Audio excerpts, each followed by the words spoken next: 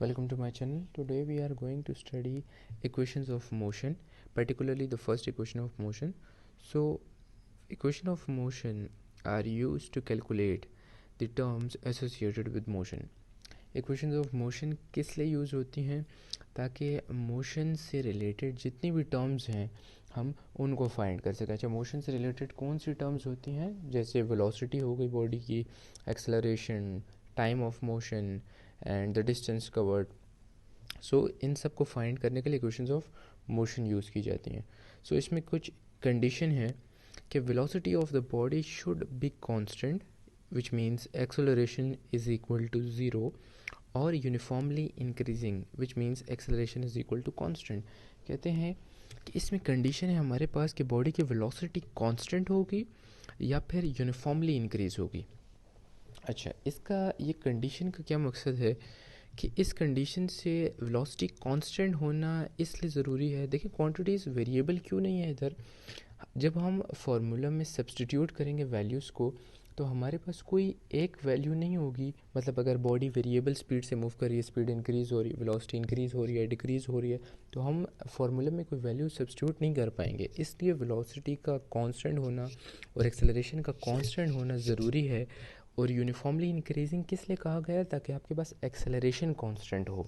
Acceleration की value भी substitute करेंगे तो कोई एक पर्टिकुलर वैल्यू आपके पास होगा. फॉर एग्जांपल 7 मीटर पर सेकंड स्क्वायर एक्सेलरेशन है, तो फार्मूला में 7 पुट करनी है, ना कि बॉडी की अगर कॉन्स्टेंटली चेंज हो रही है एक्सेलरेशन तो उस टाइम प्रॉब्लम होगा. सो ये कंडीशन है. We use graphical method to prove equation of motion of uniformly accelerated bodies. कहते हैं कि हम ग्राफिकल मेथड से ये इक्वेशंस ऑफ मोशन को प्रूव करेंगे. All three of equations of motion जो हैं इनमें कुछ डेटा जो है वो कॉमन है. तो फर्स्ट ऑफ ऑल ये डेटा है जिसके थ्रू हम कर लेते हैं जिससे, and then will move on to the proof of the first equation of motion. So initial time जो है उसको हमने ज़ीरो ले लिया है. जहाँ से बॉडी स्टार्ट करेगी तो ऑब्वियसली ज़ीरो से स्टार्ट लेगी. एंड फाइनल टाइम जो है उसको हम टी से डिनोट कर रहे हैं. तो चेंज इन टाइम जो होगा वो टी माइनस, यानी final time minus initial time, which is T minus zero, and then delta T is equal to T. Position body की क्या है, यानी बॉडी ने कितना डिस्टेंस कवर कर लिया है. तो initial just like time zero है क्योंकि बॉडी एक पर्टिकुलर पोजीशन से स्टार्ट ले रही है अपनी journey. And final position is S, जहाँ पर वो डेस्टिनी पे पहुँच जाती है. तो चेंज क्या होगा, एस एफ माइनस, यानी final minus initial, which is S minus zero. तो डेल्टा एस जो होगा वो एस आ जाएगा, जो कि फाइनल डिस्टेंस है, पोजीशन है. So the object has initial velocity V I at point A. यानी जो फिगर है अभी हम ऑनवर्ड स्टडी करेंगे कि the body has initial velocity V I at point A which changes uniformly to point B as V F.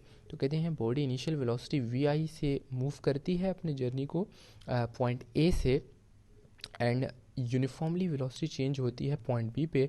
और point B पे पहुंचने के बाद बॉडी की वेलोसिटी जो है वो वी एफ, वो फाइनल वेलोसिटी होती है. सो इन द ग्राफ, अभी ग्राफ हम स्टडी करते हैं. O A equals D C equals V I. So graph कुछ इस तरह का है, ये ग्राफ है. So here O A equals D C equals V I, यह हमारी इनिशियल वेलोसिटी है. डी बी जो है, डी बी यहाँ से यहाँ तक ये वेलोसिटी है. तो ये हमारी, हमने ऊपर मेंशन किया कि पॉइंट बी पे हमारी फाइनल वेलोसिटी है. सो ओरिजिन से लेके यहाँ तक हमारी फाइनल वेलोसिटी है. So D B represents V F and O D represents T. अब ओ डी एग्जैक्टली इक्वल है ए सी के, therefore O D equals A C equals time. Okay, first equation of motion, which is Vf equals Vi plus At.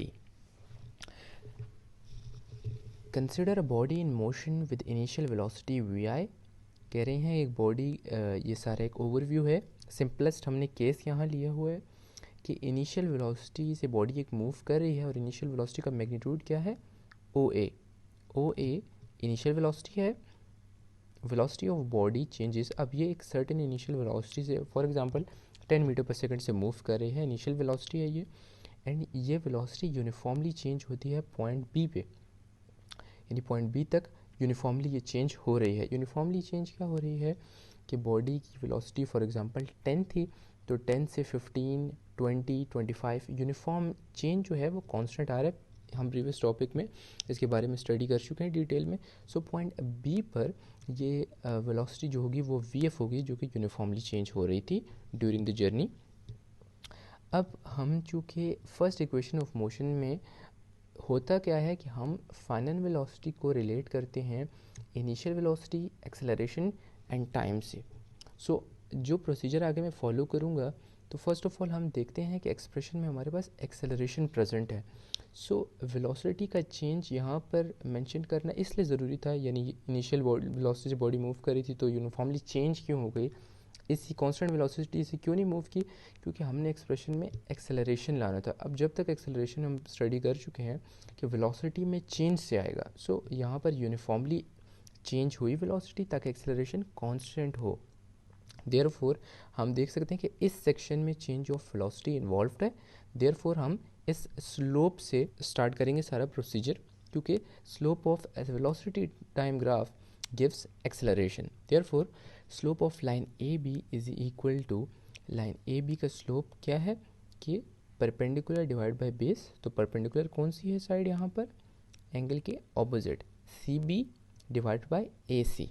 So C B divided by A C. अब slope of line A B क्या है, acceleration. We know that the slope of velocity time graph gives acceleration. Therefore हम A B की जगह acceleration यानी ए substitute कर देंगे for इस एक्सप्रेशन में। एंड ए सी हम प्रीवियसली स्टडी कर चुके हैं कि ए सी एग्जैक्टली इक्वल है ओ डी के, हम फिगर में देख सकते हैं। एंड ओ डी हमारा टाइम इंटरवल है सारा जर्नी का। देयरफॉर इसमें वैल्यूज़ ए सी की जगह हम टी सब्स्टिट्यूट कर देंगे। So A equals to C B divide by T. अच्छा, अगर आप यहाँ फिगर में देखते हैं तो आप देख सकते हैं कि ये डी बी जो है, अगर इसको हम टू पार्ट्स में स्प्लिट कर दें तो D B is equal to D C plus C B. So अगर हम ये वैल्यू जो है यहाँ सब्स्टिट्यूट कर लें सी बी की जगह, कि सी बी की जगह अगर हम लिख दें कि D B minus D C. देखें, अगर आप यहाँ देखें, इसको एक्सप्लेन किया है मैंने कि D B equals D C plus C B. So अगर D C left hand side पर चला जाए तो नेगेटिव साइन आ जाएगा, तो D B minus D C हम सी बी की जगह लिख देंगे। सो वैल्यू सब्स्टिट्यूट कर लें कि पुट इक्वेशन 2 इन इक्वेशन 1, इसको इसमें पुट कर लें। So D B minus D C equals A T. A T कैसे आ गया कि हमने इस इक्वेशन में acceleration equals C B by time, तो टाइम को यहाँ मल्टीप्लाई कर लिया तो हमारे पास ये एक्सप्रेशन बन गई, इक्वेशन बन गई। सो सब्स्टिट्यूट कर दिया इसमें हमने वैल्यूज़। तो डी बी जो था हमारे पास फाइनल वेलोसिटी थी and D C initial velocity थी। डी सी एग्जैक्टली इक्वल है ओ ए के, and O A is equal to V I. Therefore D B V F and D C V I, इसमें put कर दें। V F minus V I is equal to A T, V I को right hand side पे shift कर दें। So V F is equal to V I plus A T. This was first equation of motion. Thank you.